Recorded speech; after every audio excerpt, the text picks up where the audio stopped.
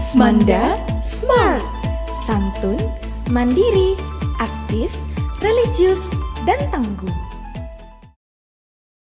Bismillahirrahmanirrahim. Assalamualaikum warahmatullahi wabarakatuh. Waalaikumsalam warahmatullahi wabarakatuh. Selamat siang para sahabat podcast Smanda Smart. Kali ini kita bertemu kembali di podcast Smanda Smart. Alhamdulillahirrahmanirrahim. Pada siang hari ini kita sudah kerawuhan narasumber kita, Bapak Soekarno SPD MSI, yang merupakan Kepala Sekolah PLT baru nggih Pak nggih. Alhamdulillah, dan bersama saya Titi Purwandari, Humasnya Smanda. Ya, sugeng siang Pak. Sugeng siang Bu Titi. Sugeng rawuh lagi di SMA Negeri Sragen. Pada siang hari ini kita akan bincang santai tentang Smanda Smart di Pak J.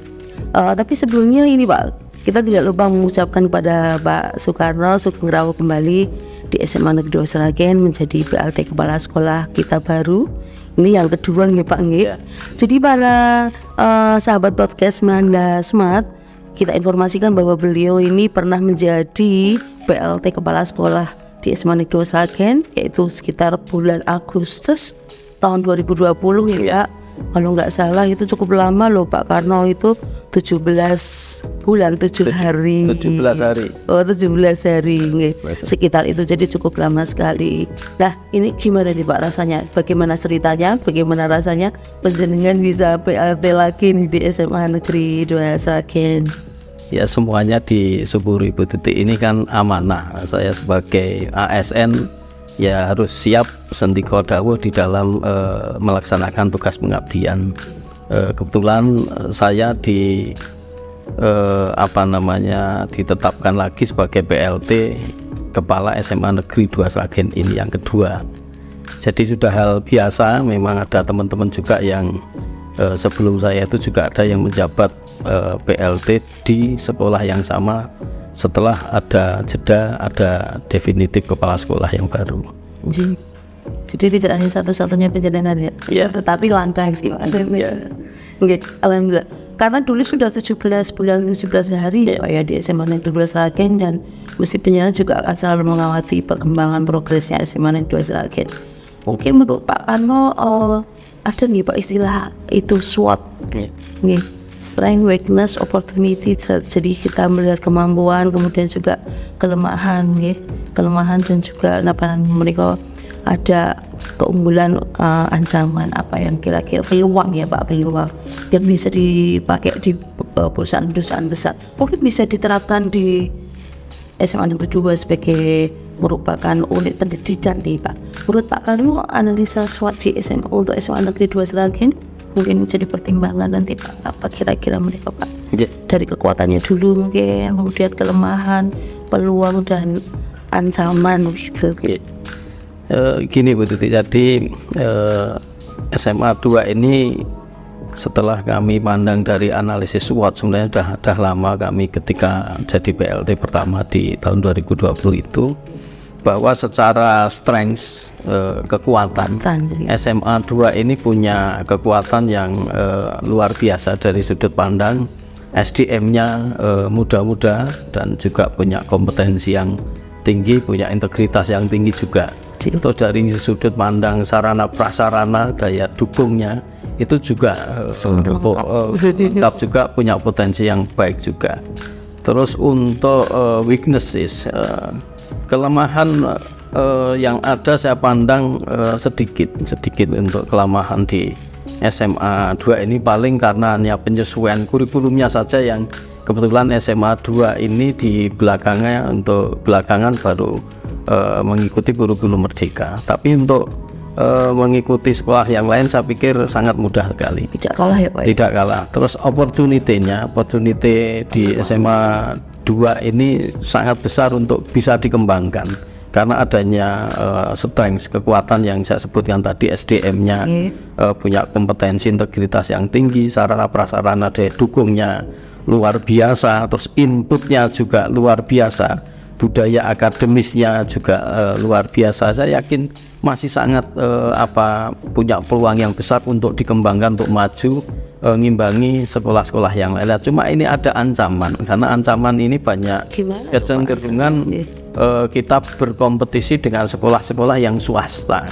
Gitu. Sekolah-sekolah swasta sekarang di LTPMT itu sendiri kan peringkatnya juga melebihi sekolah negeri. Melejit juga karena memang daya dukung inputnya untuk proses pengambilan inputnya sejak awal bisa memilih, terus daya dukungnya juga lebih fleksibel di dalam pola pengembangannya. Tetapi nggak apa-apa, ini malah justru menguatkan kita untuk semakin semangat berkompetisi. Insya Allah SMA 2 banyak peluang yang bisa dikembangkan untuk maju. Saya yakin nanti karena kekuatan dari SDM yang kuat dan unggul. Ancaman itu juga nggak banyak ya Pak, karena sekolah-sekolah swasta yang unggulan seperti itu kalau diselektif juga bisa dihitung dengan jaring ya Pak. Ya, hanya ketika berkompetisi saja. Tapi kalau masalah ancaman untuk input daripada peserta didiknya, saya pikir tidak terlalu berpengaruh. Jelas Pak Karno. Jadi SMA 2 ini sangat berpotensi. Ya, para sahabat podcast, kita informasikan bahwa SMA Negeri 2 Sragen tahun kemarin, tahun 2023 itu mencapai prestasi 59 prestasi yang sudah dimuat di Solo Pos. Ini artinya tidak sedikit karena rata-rata tiap bulan SMA Negeri 2 Sragen meraih 5 prestasi. Mantap sekali ini. Gitu ya Pak Karno, ini harus dikembangkan untuk kesuksesan SMA Negeri 2 Sragen. Dengan melihat analisa SWOT tadi Pak Karno, menurut penjenengan dan kehadiran penjenengan membersamai kita di SMA Negeri 2 Sragen ini, kira-kira strategi mungkin atau rencana apa yang penjenengan kersakan, punya rencana apa untuk meningkatkan prestasi lagi biar lebih top ini Pak SMA Negeri 2 Sragen? Ya, menurut saya penyusunan rencana program kerja harus kita mulai dari proses refleksi yang terbuka, terusan bottom up, bahwa itu betul-betul berbasis kebutuhan warga sekolah, termasuk peserta didik, tentunya basisnya juga termasuk guru karyawan, termasuk stakeholder orang tua dan sebagainya.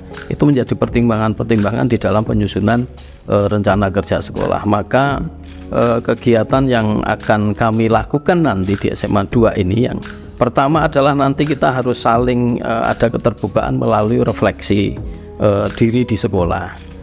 Boleh dikatakan nanti kami akan melaksanakan Project Management Officer atau PMO di sekolah.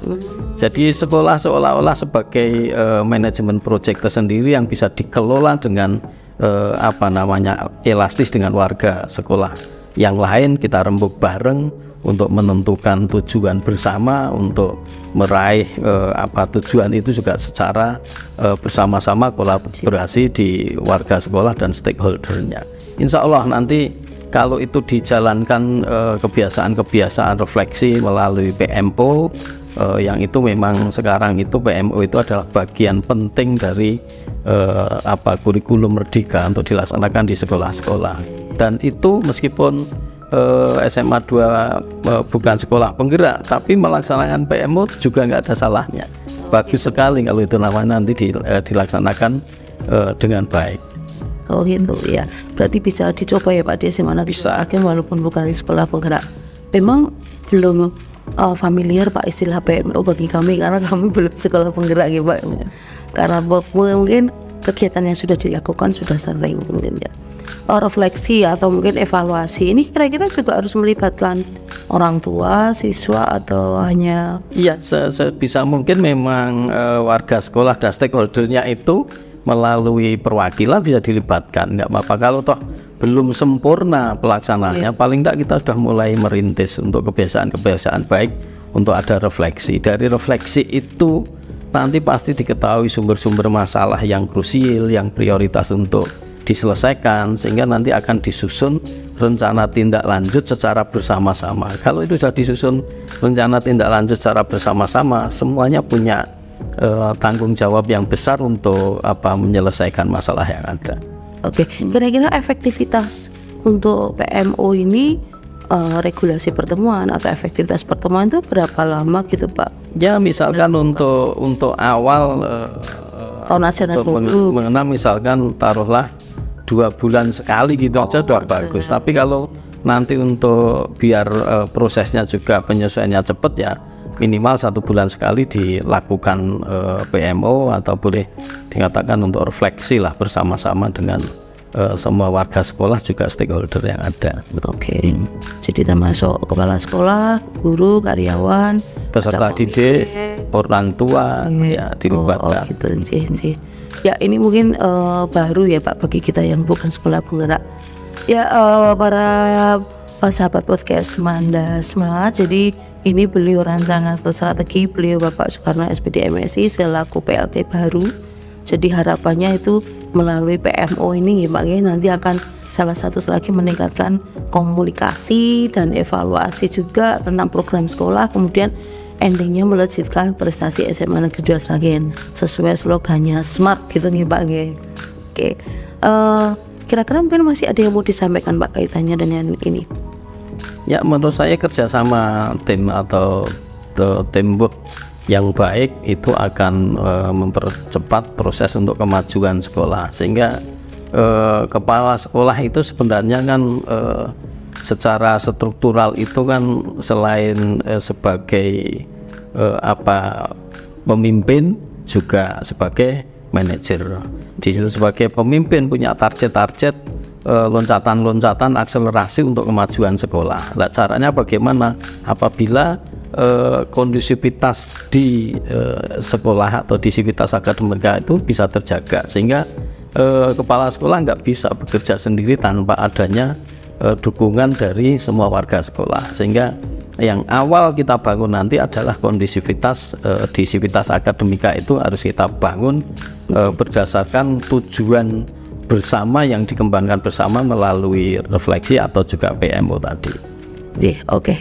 Nggih Pak Karno, semoga nih nanti penjenengan kan nanti PLT nggih Pak nggih akan konsentrasinya di sekolah ini harus benar-benar dengan ekstra nggih Pak, bisa membagi di salah satu sekolah yang lain dan juga di sini. Semoga nanti bisa maksimal juga untuk di SMA Negeri 2 Sragen.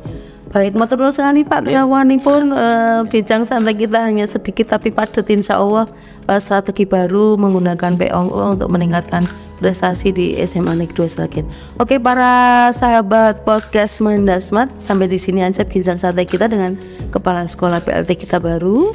Semoga nanti akan membersamai kita dan semakin sukses SMA Negeri 2 Sragen.